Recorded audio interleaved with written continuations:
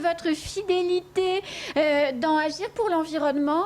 Aujourd'hui, qui, faut-il le rappeler, est le seul magazine de l'océan Indien entièrement consacré à la protection et à la préservation de l'environnement. Nous allons nous intéresser à la question des services civiques environnement. Alors, est-ce que vous saviez que ça existait et que Mayotte pouvait en bénéficier? Moi, je ne le savais pas. Donc, très concrètement, agir pour l'environnement au quotidien, oui, moi, j'y crois.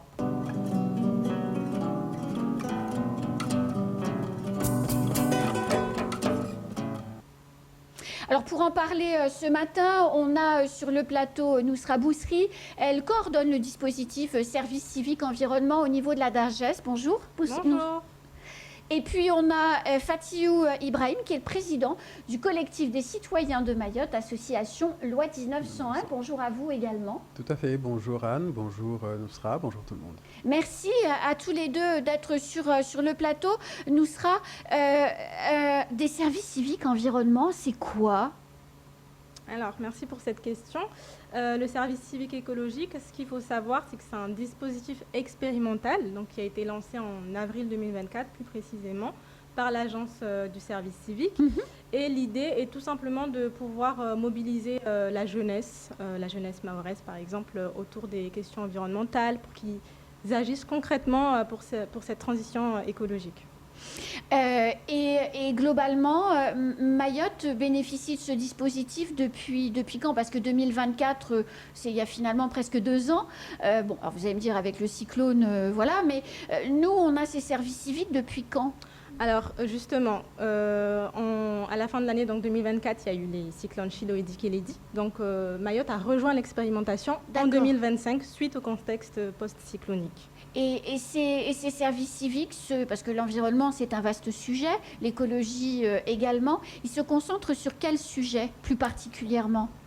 On a donc 3 thèmes, on va dire 3 sujets importants qui ont été retenus. Donc on a la gestion de l'eau, la biodiversité et les déchets sur lesquels les services civiques vont intervenir durant toute leur mission. Et puis il y a une forme de cohérence parce que l'eau, on connaît nos problèmes, mais les déchets souillent l'eau, détruisent la biodiversité, donc tout ça tourne bien, enfin c'est assez cohérent en réalité. Exactement, c'est des sujets quand même particulièrement, on va dire, liés, donc c'est pour ça qu'ils ont été choisis et surtout qu'ils sont représentatif des besoins à Mayotte, en fait. Donc, effectivement.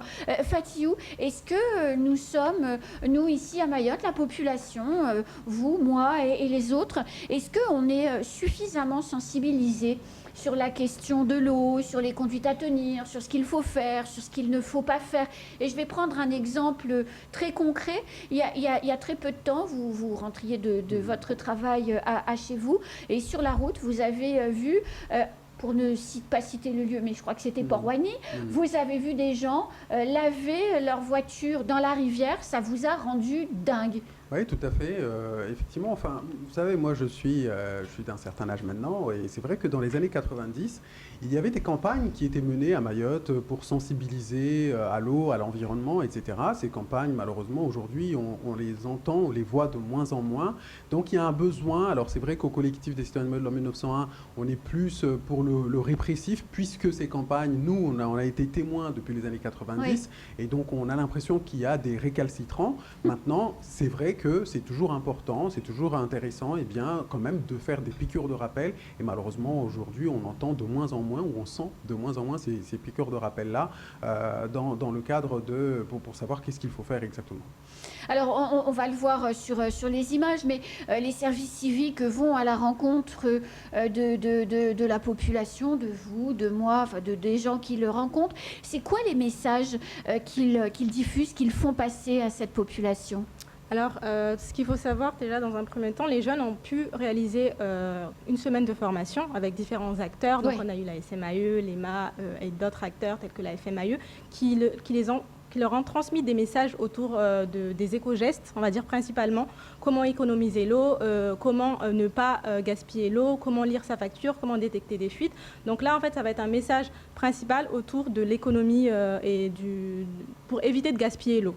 Et donc, ils vont à la rencontre de la population, on le voit sur les images, donc ils croisent des gens dans la rue, ils commencent à discuter avec les personnes et les éléments de langage, ils les diffusent en réalité. Exactement. En fait, ils vont quand même se présenter parce qu'on ne les connaît pas forcément. Ils ont un joli t-shirt. C'est ça, ils ont leur t-shirt, ils sont reconnaissables par leur t-shirt, leur sac, etc. avec le logo. Sûr. Et ils vont de suite évoquer le sujet de l'eau en demandant à la personne, par exemple aux habitants, comment ils font pour ne pas gaspiller leur eau, qu'est-ce qu'ils pensent en fait du sujet de l'eau à Mayotte. Qu'est-ce qu'ils pensent des coupures d'eau? Et donc là, le jeune va venir expliquer ce qui se passe par rapport au territoire, pourquoi il y a des coupures d'eau, pourquoi c'est important de préserver notre ressource, etc. Est-ce que vous pensez, Fatihou, qu'une telle action déployée au cœur des villages, est-ce que vous pensez que ça peut faire bouger les lignes? Est-ce que ça peut conduire à changer des comportements pas terribles pour la protection de l'eau et de l'environnement? Et puis peut-être aussi conduire à mieux optimiser la gestion à la maison de la ressource? Alors, franchement, au collectif des citoyens de Mayotte, encore une fois, je l'ai dit tout à l'heure, nous, on croit de plus en plus à la répression, puisque nous en avons parlé. Je l'ai dit tout à l'heure. En fait, nous, on a été témoins en fait, de ces campagnes de sensibilisation. Donc, et puis bon, aller dans les foyers des gens. Mais là, c'est pas les foyers, c'est la rue. Regardez, ils sont mignons comme tout. Mais quand on dit foyer, c'est aussi auprès de la personne elle-même. Donc lui expliquer comment faire, lui dire voilà comment il doit utiliser. Les gens savent à peu près qu'est-ce qu'il faut faire, etc. Comment utiliser l'eau. Maintenant, il y a des personnes qui sont peut-être un peu malveillantes et auquel cas il faut aussi penser à faire une action concrète, agir concrètement en mettant en place des sanctions, même si, effectivement, des piqûres de rappel ici et là, c'est pas plus mal. Donc, ça peut être un bel outil aussi, effectivement, pour sensibiliser. Aujourd'hui, il y a combien de services civiques environnement à Mayotte? Pour le sujet de l'eau, on en a 21 qui ont été recrutés dans les collectivités, donc qui sont accueillis pour une mission de 8 mois, donc une vingtaine. Une vingtaine. Et ils sont dans tous les villages ou vous avez choisi de les installer sur des zones bien particulières où il pourrait y avoir plus de problèmes qu'ailleurs? Là, ça a été plutôt par rapport aux collectivités qui ont été volontaires. Donc, les jeunes se sont retrouvés là naturellement par rapport au choix des collectivités. Donc, je peux citer les collectivités dans le nord, donc toutes les communes du nord et une commune dans le sud. Alors là, vous le voyez à l'écran, Nousra, le jeune garçon, il a 18 ans précisément, et il parle, et lui, le jeune homme, là, il a 20 ans, donc ils sont très jeunes. Il parle avec une bouénie. Est-ce que vous pensez qu'ils peuvent avoir l'autorité naturelle pour convaincre une dame qui fait ça depuis, qui pourrait être sa grand-mère en réalité, de changer ses habitudes parce qu'il y a des trucs qu'elle pourrait faire et qui ne sont pas terribles? Est-ce que vous pensez que ça peut marcher? Bien sûr, on l'a vu petit à petit parce qu'on échange quand même depuis qu'ils sont sur le terrain avec les jeunes. On a des premiers retours positifs. Bien sûr. Et du fait de leur t-shirt aussi, ça leur donne une certaine légitimité parce qu'ils appartiennent quand même à un dispositif qui a été lancé au niveau national. Et les jeunes, surtout, ils ont été préparés. Donc, pendant leur formation, ils ont été préparés par des mises en situation, par des jeux de rôle, pour savoir concrètement comment parler, comment aborder le public, qu'est-ce qu'il faut dire, qu'est-ce qu'il ne faut pas dire, ne pas non plus se rapprocher d'une personne qui ne souhaite pas leur parler. Donc, ils ont été vraiment préparés en amont pendant plusieurs semaines pour aller sur le terrain et savoir quoi dire à la population. Alors, vous avez dit tout à l'heure en début d'émission qu'ils avaient déjà bénéficié d'une semaine de formation, si je ne me trompe pas. C'est ça. Est-ce qu'il va y en avoir d'autres? Est-ce qu'à certains moments, vous allez développer leurs compétences? Bien sûr. Là, c'était donc au démarrage une première formation centrée sur l'usager, sur les usagers, par exemple ce qu'on voit au niveau des habitations, l'usage de l'eau du robinet.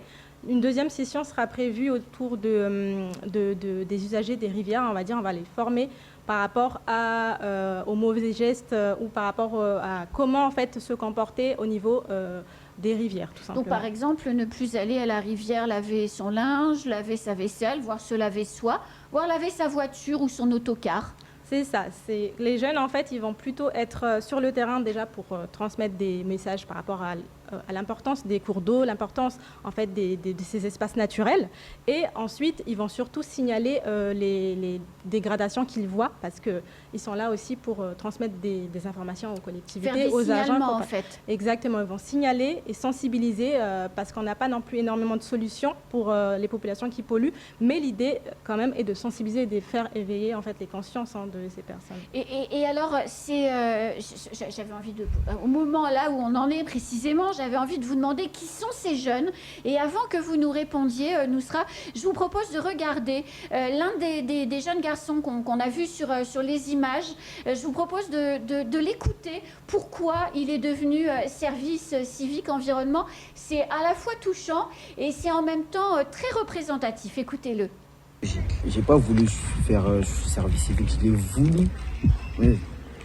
C'était un rêve de participer à ce service et travailler dessus, à faire des projets, essayer de changer de nouvelles habitudes et de voir comment ça peut aller, ça peut nous amener jusqu'à où. Voilà. Je m'appelle Raïs, j'ai 20 ans, je suis diminué. Et mon village est surtout concerné par ce service. Je dirais que c'est à propos à ce qui se passe sur l'eau et l'environnement, surtout chez moi. L'eau, beaucoup de gaspillage d'eau. Il y a beaucoup trop de choses. Mais, je retiens deux choses. C'est le rêve. C'était son rêve de travailler dans le secteur de l'environnement. Ils sont nombreux comme lui à être passionnés quelque part. La plupart sont quand même assez motivés parce que c'est un service civique, on ne le fait qu'une fois dans notre vie. Donc ils ont eu la chance d'être sélectionnés et surtout on les sélectionne par rapport à leur motivation, donc la plupart sont quand même motivés. Et il a dit quelque chose d'intéressant. Il a dit qu'il y avait beaucoup à Mayotte de gâchis d'eau. Il a 20 ans, il est jeune, donc il vit forcément avec des jeunes. Voilà, ses amis n'ont pas 45 ans. Hein. Du coup, ça donne du sens à la démarche, parce qu'il y a du travail si on veut réduire le gâchis d'eau quand même. Non, mais c'est important ce volet-là, il ne faut pas le minimiser parce que évidemment, il peut être... Moi, je me souviens quand on était jeune et qu'on était à l'époque dans les établissements scolaires, et c'est quelque chose duquel, en fait, je m'en veux aujourd'hui que je travaille et que je vois quand je regarde les jeunes dans les écoles. À l'époque, ça m'a rappelé qu'à l'époque, quand on était à l'école, on allait s'amuser à appuyer sur les robinets, laisser couler l'eau. C'était drôle. C'était magique, oui, c'était amusant. On l'a tous fait. Oui. Ah, d'accord. Ah, ouf, parce que je pensais qu'on était un peu particulier, mais c'est vrai qu'on n'a pas cette conscience, en fait, que eh bien, c'est quelque chose qui vient de quelque part et que c'est pas magique, c'est quelque chose qui vient de quelque part, qui a été produit, qui a eu un coût et que c'est épuisable, en fait. On a l'impression que c'est naturel, ce sera comme ça. Donc effectivement, la mission de ces services civiques, dans ce sens-là, de la prise de conscience, c'est important aussi d'agir auprès de ce type de public pour expliquer exactement d'où vient l'eau, quelles sont les opérations qui sont faites, combien ça coûte, et que c'est pas inépuisable. Maintenant, il y a aussi d'autres personnes qui en sont conscientes. On a parlé tout à l'heure des personnes qui lavent leur voiture, des personnes qui lavent leur linge, des personnes qui font la vaisselle alors qu'ils ont des équipements à la maison, parfois, mais qui préfèrent, par convenance personnelle, aller à la rivière. Et puis convenance sociale aussi. Ou convenance sociale, évidemment, ça permet de retrouver les amis, exactement. Et donc là, il faudrait, encore une fois, de la répression. Nous, au collectif, en tout cas, on y croit et on est certain qu'il faut absolument faire cette distinction entre les deux catégories. On dit souvent, dans les méthodologies de sensibilisation à l'environnement, on dit souvent que c'est les plus jeunes qu'il faut convaincre, parce que c'est les enfants qui vont convaincre leurs parents, leurs grands-parents, leurs proches en tout cas, de changer leurs habitudes. Est-ce que vous y croyez à ça ? Bien sûr, totalement. Je sais que dès le plus jeune âge, si je me prends pour exemple, j'ai été sensibilisée sur la gestion des déchets. Ah oui. Et depuis, ça m'a marqué. Aujourd'hui, je suis une jeune adulte et j'ai retenu ces messages-là. Donc, pour moi, c'est très important d'être sensibilisée depuis le plus jeune âge pour transmettre en fait et acquérir ces connaissances-là depuis le plus jeune âge pour que ça soit naturel. Alors, les jeunes que l'on voit là, je crois que vous avez dit tout à l'heure, mais vous allez me corriger si je me trompe, je crois que vous avez dit qu'ils rejoignaient votre équipe pour 8 mois, c'est ça ? Exactement. C'est quoi après 8 mois, et il se passe quoi ? Parce que c'est des jeunes qui auront acquis plein de connaissances, ils sauront plein de choses. Ils vont faire quoi après ? Ils vont faire beaucoup de choses, je l'espère. Oui. Alors, par rapport à leurs 8 mois de mission, donc déjà, ils sont dans leur structure d'accueil durant ces 8 mois-là, mais on prévoit quand même par cette expérimentation-là de mettre en place des rassemblements pour que les jeunes puissent échanger entre eux, faire des retours d'expérience sur ce qu'ils vivent en fait au quotidien sur le terrain, échanger sur leurs problématiques et surtout on va faire intervenir d'autres acteurs extérieurs pour qu'ils viennent les accompagner. Je prends l'exemple de l'Université Paris-Cité 1. Donc on a des enseignants-chercheurs qui vont venir écouter les jeunes parce qu'ils ont un projet à Mayotte autour de l'accès à l'eau. Donc là l'idée c'est de les écouter et de les accompagner surtout par rapport à leur discours, par rapport à leurs problématiques qu'ils rencontrent sur le terrain pour qu'ils s'en sortent mieux, pour qu'ils s'améliorent en fait au fur et à mesure. Donc ça va être la première action qu'on va mettre en place tous les 3 mois, durant les 8 mois. Ensuite, on a aussi prévu de faire un forum des métiers de l'environnement qui sera organisé, qui va rassembler tous les services civiques de l'eau, mais aussi des déchets et de la biodiversité, pour permettre à ces jeunes-là de découvrir les différents métiers qu'il y a sur le territoire, mais aussi ailleurs, de connaître les formations qu'ils peuvent faire, parce qu'une fois que le service civique se termine, il faut qu'ils sachent qu'est-ce qu'ils vont faire après. Donc l'idée, c'est de les sensibiliser, qu'ils rencontrent aussi les acteurs en fait, directement lors du forum et qui, pourquoi pas, s'insèrent dans le milieu professionnel directement suite à ce forum-là. Donc le but du jeu, c'est pas de les perdre, c'est-à-dire qu'on les a formés, ils ont capitalisé sur de l'expérience, des compétences, c'est de permettre à l'environnement local d'en bénéficier en les orientant vers des structures, c'est ça, ou de la formation, parce que des fois on peut aussi avoir envie de se former. C'est tout en fait l'objectif du dispositif expérimental, c'est de poursuivre l'engagement tout au long de la vie du jeune, du volontaire, parce qu'une fois qu'on fait l'émission service civique, parfois on s'arrête, on ne s'engage plus pour l'environnement ou pour une autre thématique. Donc là, l'idée, c'est vraiment de réveiller leur conscience environnementale. Et aussi, une autre action aussi qui est prévue pour ces jeunes-là, c'est au niveau de la communication auprès du grand public, étant donné qu'ils sont une vingtaine, voilà, ils ne sont pas nombreux, donc ils ne pourront pas forcément toucher un grand nombre de personnes de suite. Donc l'idée, c'est aussi de réaliser des outils de communication et de les impliquer pour qu'ils construisent ces outils-là de communication. Alors, vous avez dit tout à l'heure qu'ils étaient dans les structures d'accueil, ce qui veut dire que le pilotage du service civique, il ne se fait pas à la Dragesse, il se fait dans les collectivités qui les accueillent. Comment ça fonctionne ? Oui, alors comment ça fonctionne ? En fait, donc la Dragesse, elle pilote le service civique donc classique, parce qu'il y a aussi le service civique classique qui existe depuis 10 ans, 15 ans, pardon. Et donc, la Dragesse va piloter ce service civique-là. Et moi, mon rôle en tant que chargée de mission service civique à la Dragesse, c'est d'être en lien avec tous les acteurs dans les structures d'accueil et les accompagner et les mettre en lien avec les structures dans le cadre du projet. Mais donc, ça veut dire que les deux jeunes qu'on a vus là, on était dans la commune de Bandrabois, les deux jeunes, ils travaillent au quotidien pour la commune de Bandrabois, c'est ça que ça veut dire ? En fait, donc ils ne travaillent pas comme c'est une mission d'intérêt général, donc c'est un engagement volontaire. Ils vont être donc accompagnés par la commune et par un tuteur. Ça, c'est aussi important, c'est que tout au long de leur mission, ils ne sont pas seuls. Sur le terrain, ils sont toujours accompagnés d'un tuteur, d'un référent qui va les suivre, les accompagner au mieux par rapport à leur mission. Et leur consigne de travail au quotidien, c'est-à-dire on décide d'aller dans tel quartier où on a vu qu'il y avait telle problématique à tel endroit, donc on va essayer d'aller parler avec les gens. Ça, c'est décidé par qui ? Alors, c'est en fait mis en place entre le tuteur dans la commune. En fait, ils ont on appelle une fiche mission qui a été mise en place par la Dragesse et avec la commune par rapport aux missions en fait, de la commune pour pouvoir répondre aux besoins de la commune, mais aussi par rapport aux missions qui ont été retenues lors de l'expérimentation. Par exemple, pour l'eau, on a des missions, on a les mêmes missions pour tous les jeunes, donc la préservation de la ressource en eau, mais on a aussi des petites missions qui viennent s'ajouter en fonction des structures d'accueil parce qu'on a des besoins différents dans chaque commune. Bien sûr. Donc c'est comme ça que ça se passe. Et sur la logique de gestion des déchets, parce qu'on sait très bien que les déchets dans les rivières, par exemple, souillent les rivières et altèrent la qualité de l'eau, comment ça se passe ? Vous allez, comment ils vont sensibiliser ? Ils vont dans les zones toutes sales ? Comment ça se passe ? Pour la gestion des déchets, c'est un volet qui est pour l'instant en co-construction avec les associations environnementales, tous les acteurs en fait qu'on est en train de consulter petit à petit parce qu'on n'a pas encore défini des missions sur lesquelles les jeunes vont réaliser leur service civique. Mais encore une fois, on sera sur de la prévention et de l'éducation à l'environnement parce que le sujet est très large.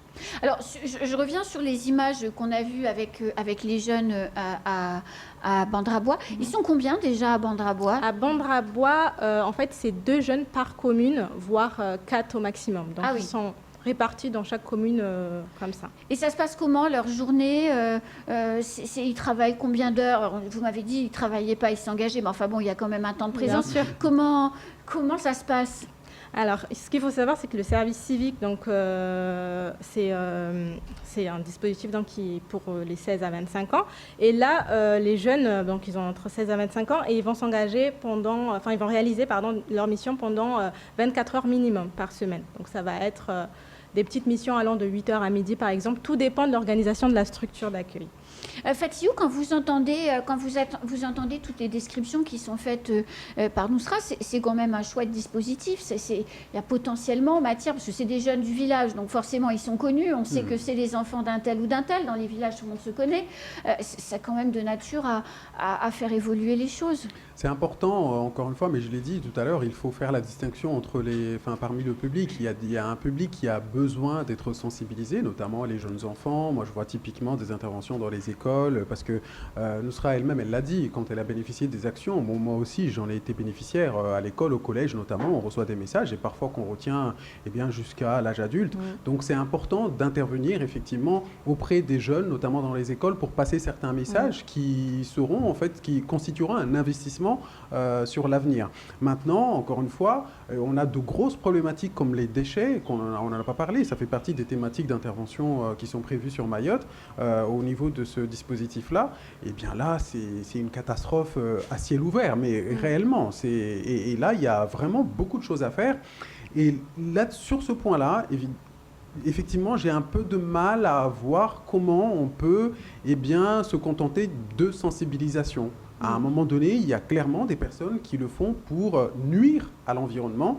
Et à mon avis, il faut que les pouvoirs publics agissent pour stopper ces nuisances-là. Mais est-ce que c'est nuire à l'environnement ou c'est ne penser qu'à soi et s'en fiche des autres? Mais évidemment, quelle que soit la motivation... Laver sa voiture dans la rivière, c'est juste pour satisfaire un besoin personnel à très court terme. Oui, mais quelle que soit la motivation, le résultat c'est le même, c'est une nuisance à l'environnement et à la collectivité. Là, vous prenez l'exemple du lavage de voitures, mais on peut aussi prendre l'exemple de personnes qui font des décharges sauvages en allant se débarrasser de n'importe quoi dans la nature. Ça peut être des pneus, ça peut être des gravats ou des matériaux de construction dont ils n'en ont plus besoin, ou encore des meubles. On le voit, mais partout. Ouais. Et donc, typiquement, c'est des interventions qui pourraient être intéressantes, effectivement, à faire. Maintenant, j'ai du mal à percevoir que le volet sensibilisation puisse être efficace à ce niveau-là, sans répression. Alors, du coup, Nousra, pour ceux qui nous écoutent ce matin et qui auraient envie de candidater en se disant moi, je tenterai bien ma chance, après tout, 8 mois de ma vie pour régler des questions relatives aux déchets, pour sensibiliser sur les questions de l'eau et essayer qu'on vive mieux en société. Comment ils font pour pouvoir postuler, c'est ça, par rapport au service civique.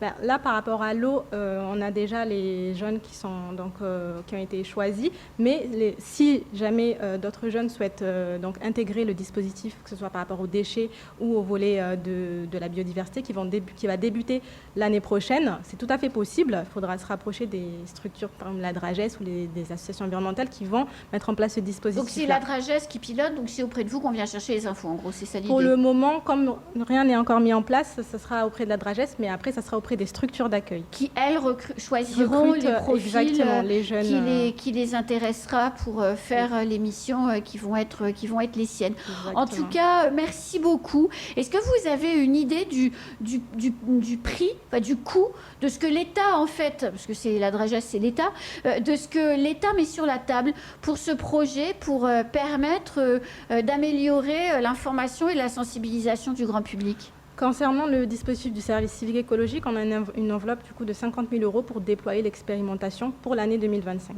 Plus les indemnités qui sont versées aux jeunes. Bien sûr, chaque jeune a une indemnité d'environ 600 € par mois et a accès à la protection sociale, à des formations obligatoires autour du service civique et aussi autour des premiers secours.